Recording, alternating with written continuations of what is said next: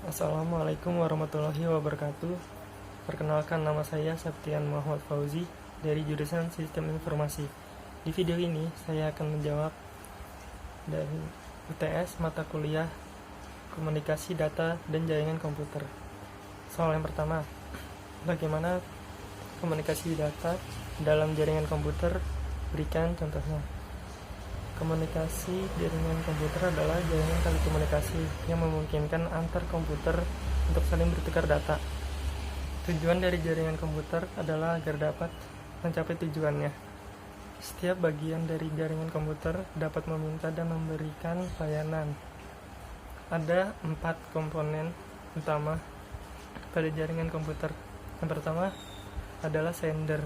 Sender itu proses dalam mana seseorang atau beberapa orang, kelompok, organisasi, dan masyarakat menciptakan dan menggunakan informasi. Yang kedua, protokol. Protokol itu aturan atau standar yang mengatur atau mengizinkan terjadinya hubungan komunikasi data antara dua atau lebih titik komputer. Yang ketiga, media transmisi. Media yang menghubungkan antara pengirim dan penerima informasi karena jarak yang jauh. Maka data diubah menjadi kode yang akan dimanipulasi dengan berbagai macam cara untuk diubah kembali menjadi data. Yang keempat, ada receiver. Receiver ini adalah pihak yang menjadi sasaran pesan yang dikirimkan oleh sumber. Contohnya itu adalah surat elektronik. Electronic mail atau surat elektronik adalah mekanisme digital yang digunakan untuk saling bertukar pesan melalui internet atau intranet. Pesan-pesan yang dikirim dan diterima melalui surat elektronik biasanya di-encode dalam bentuk teks ASCII. Selain teks, kita juga dapat mengirim dan menerima pesan dalam bentuk gambar atau suara. Soal yang kedua, jelaskan perbedaan antara point-to-point dengan point-to-multipoint.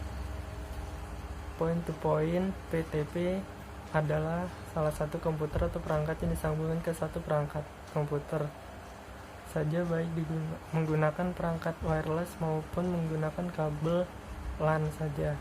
Kelebihan dari point-to-point, jaringan yang lebih stabil, bandwidth yang dialirkan wireless akan sepenuhnya diterima oleh stasiun saja. Ketiga, maintenance lebih mudah. Dan yang terakhir, cocok untuk kebutuhan jarak jauh. Kekurangan dari point-to-point adalah yang pertama, biaya relatif mahal. Yang kedua, semakin banyak akses point yang dipasang pada POP akan berpotensi tabrakan frekuensi. Terus, point-to-multipoint adalah salah satu komputer atau perangkat yang dapat disambungkan ke kebanyakan komputer atau perangkat, dan biasanya jaringan ini digunakan pada area hotspot atau pada warnet karena dari satu server disebar ke beberapa klien. Kelebihan dari point-to-multipoint adalah pertama, hemat biaya. Yang kedua, PTNP bisa diimplementasikan menggunakan jaringan WiFi. Terus kekurangannya, kurang cocok untuk kebutuhan jarak jauh. Yang kedua, throughput yang dihasilkan kurang maksimal.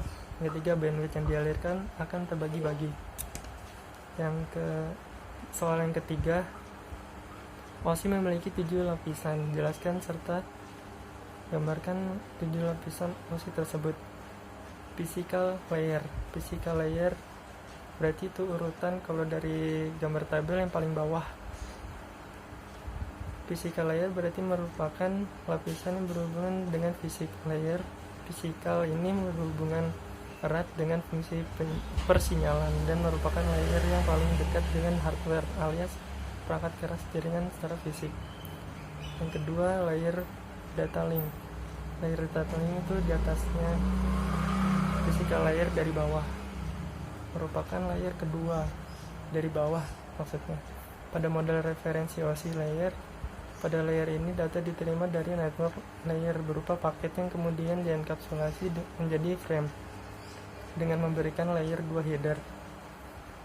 Yang selanjutnya, layer network merupakan layer ketiga pada model referensi OSI layer. Layer ini berfungsi sebagai mengantarkan paket ke tujuan yang dikenal dengan routing. Layer selanjutnya, transport, merupakan layer keempat pada model referensi OSI. Layer ini mampu memberikan layanan berupa multiduplexing dan demultiduplexing, sehingga pada layer ini memungkinkan sebuah host dapat melayani lebih dari satu proses. Terus ada layer session, merupakan layer kelima pada model referensi OSI layer. Lapisan ini membuka, merawat, mengendalikan, dan melakukan hubungan antar simpul. Pada layer ini, data ditransfer dengan jernih dan terkait antara satu dengan yang lain, tetapi kualitas data tersebut akan mengalami delay throughput. Selanjutnya, layer presentasi. Layer pada saat data mulai ditransfer dan bertindak sebagai layer ke-6. Ketika sebuah komputer menerima paket data disebut dengan nama presentation layer. Fungsi utama dari lapisan layer presentation ini adalah mentranslate data yang akan ditransmisikan dan menuju sebuah aplikasi. Layer yang terakhir, layer application, adalah penghubung utama aplikasi yang berjalan dari pada satu komputer dan resource network yang membutuhkan akses padanya. Soal yang keempat, jelaskan perbedaan antara bandwidth dengan spektrum. Bandwidth adalah tingkat maksimum transfer data dalam periode waktu tertentu. Pada pemakaiannya, bandwidth membantu mengukur jumlah data yang ditransmisikan oleh media per unit waktu. Satuan dari bandwidth adalah bit per detik. Spektrum adalah kumpulan gelombang frekuensi tertentu yang diatur dalam urutan. Pemakaian dari spektrum dalam elektromagnetisme ini membantu untuk mengidentifikasi panjang gelombang dan frekuensi gelombang elektromagnetik. Satuan dari spektrum adalah tidak ada unit. Sebut dan jelaskan secara lengkap tentang protokol-protokol yang digunakan pada WAN. Terdapat 6 protokol, yaitu HDLC (High Level Data Link Control), dikembangkan oleh Synchronous Data Link Control (SDLC) yang diciptakan oleh IBM sebagai sebuah protokol koneksi di layer data link dalam OSI 7 layer.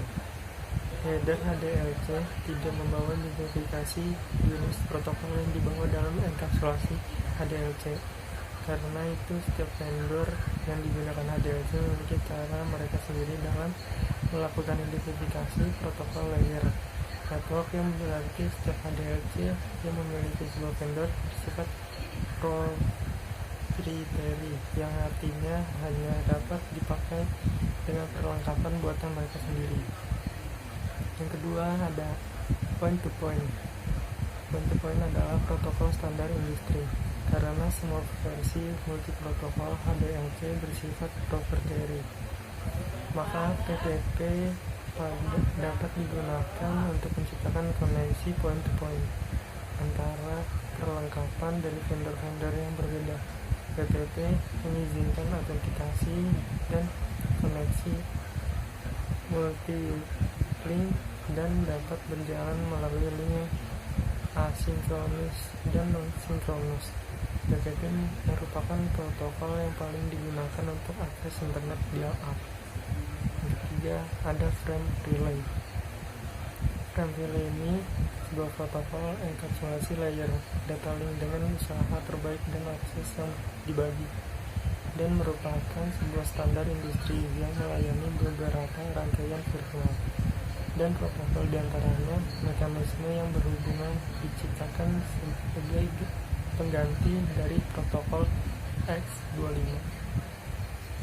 Yang keempat ada ISDN, Integrated Service Digital Network, adalah kumpulan layanan digital yang memindahkan suara dan data melalui sambungan telepon yang ada. ISDN lebih cepat daripada sambungan dial-up. Yang kelima ada LAPD, Link Access Procedure Balance, adalah sebuah protokol connection oriented pada layer data link untuk digunakan pada protokol X25. Yang terakhir, yang keenam, ATM, Asynchronous Transfer Mode, adalah protokol yang diciptakan untuk lalu lintas data yang sensitif terhadap waktu, menyediakan transmisi suara, video, dan data secara serentak. ATM menggunakan sel yang panjang 53 MB. Ya, sekian presentasi yang saya berikan. Kurang lebihnya mohon maaf. Wassalamualaikum warahmatullahi wabarakatuh.